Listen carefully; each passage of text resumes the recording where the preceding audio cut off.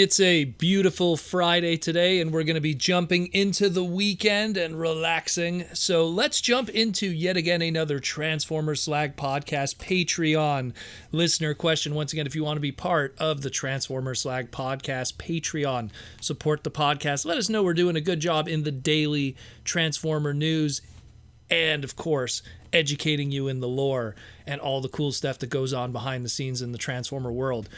Patreon.com/Protoman, or check the pinned comment or the description below.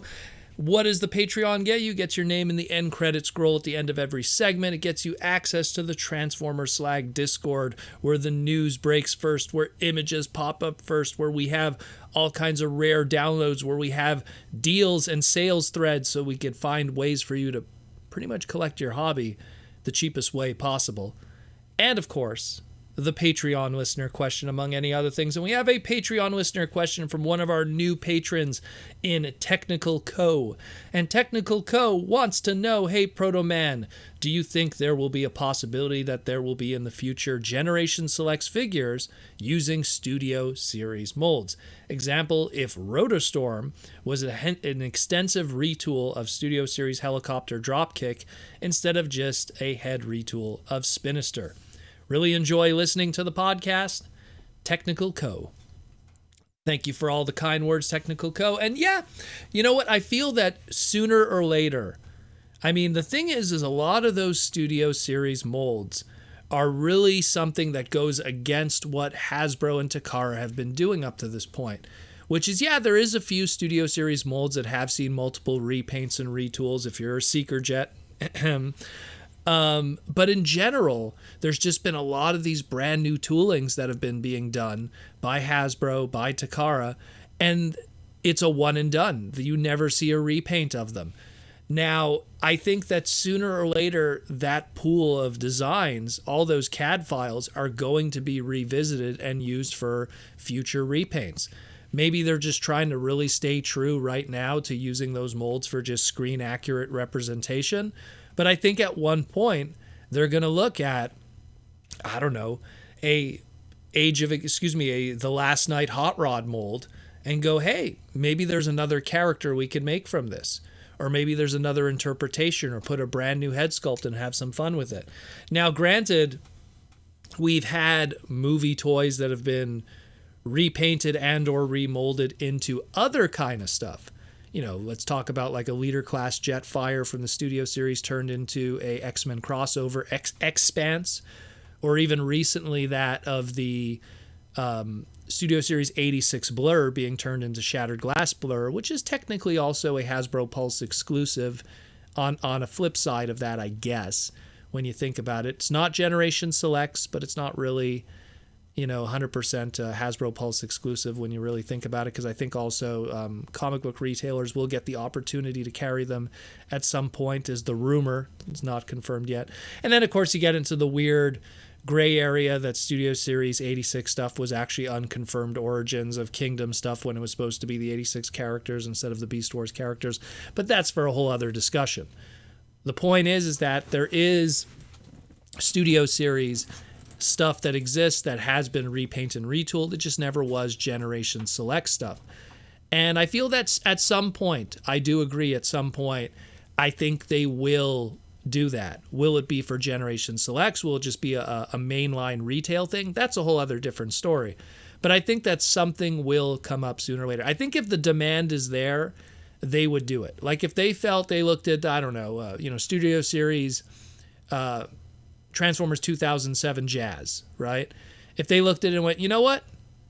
It'd be really cool to do that smokescreen repaint of movie Jazz into movie smokescreen. If they feel that there's a demand for it and people would want to pay for it, then they would do it.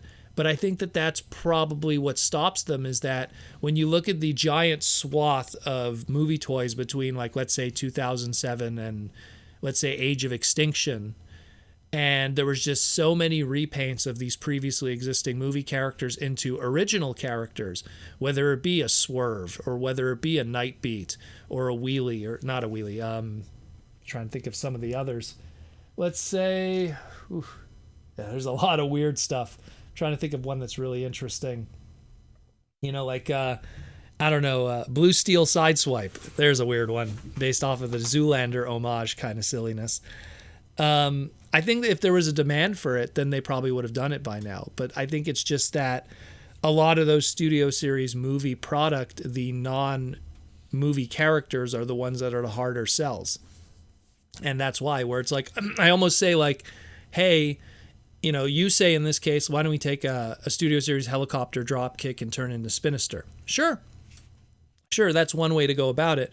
But then at the same time, it's like, okay, so let's take... see, I'm looking at my Studio Series stuff. Let's take...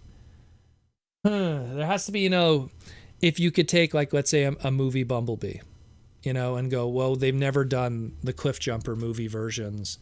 Pre-Bumblebee movie, I'm saying like all the other ones. Every other red Camaro that's ever existed of movie Cliffjumpers. Where are those versions? Where are those representations? Give them brand new head sculpts and do stuff like that. I feel that they would have done it if the demand was there. But I think that right now, when it comes to Generation Select stuff, they're really going for the easy sales, the stuff that sells out within the past 24 hours. And I think that, you know, when you look at, let's say, the Shattered Glass stuff that they've done, and how there's a good swath of those that still haven't sold out yet, which is making them go, you know, there is some repaints that people won't buy. So it does bring up a lot of questions. I mean, like, I look at like the last Toys R Us exclusive that the United States had, which was the Studio Series Thundercracker, which isn't based on anything that was Movieverse per se. It was just them going like, hey, you know, Thundercracker existed as a movie character through the toys, through different repaints. Why don't we do another one, and we're going to use this Nitro Zeus mold? And the rest is history from that in a lot of ways.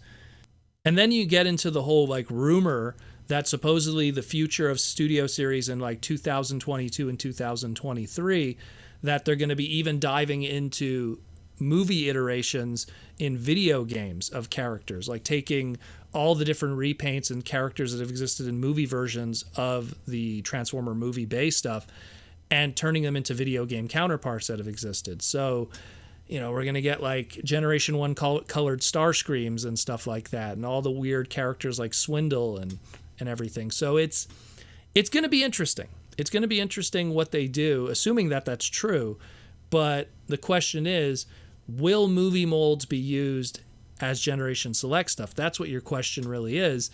And I could see it happening, but it would have to be a really stellar idea that they feel would move units and sell well. Because like you mentioned Spinister as one of your ideas from the Studio Series helicopter dropkick. I worked on a Spinister toy for Fun Publications, BotCon, and the subscription service. And part of the reason why they picked characters like Spinister or Needlenose, or even, characters like a Bludgeon that isn't a Bludgeon, they did that primarily because those were characters that they felt on their own probably couldn't sell very well, but they had a merit if they were sold in a collection or a set. So a Spinister as a Generation Selects on its own, it would have to be a really good Spinister toy. It would have to be something that would justify it for a lot of people.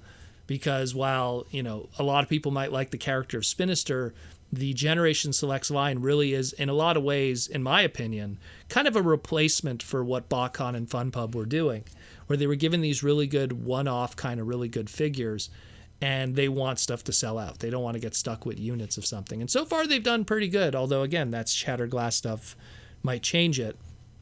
But we'll see what happens. But I hope that kind of gives you a little bit of an idea of what's going on and what might be coming in the future.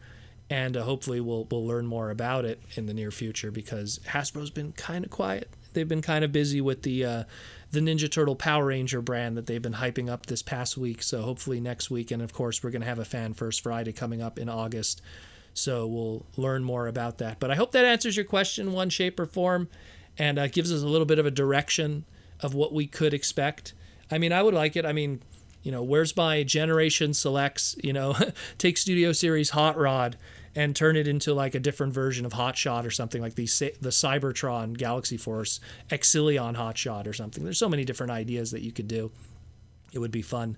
But then, people would just say, oh, forget Studio Selects, just make it retail.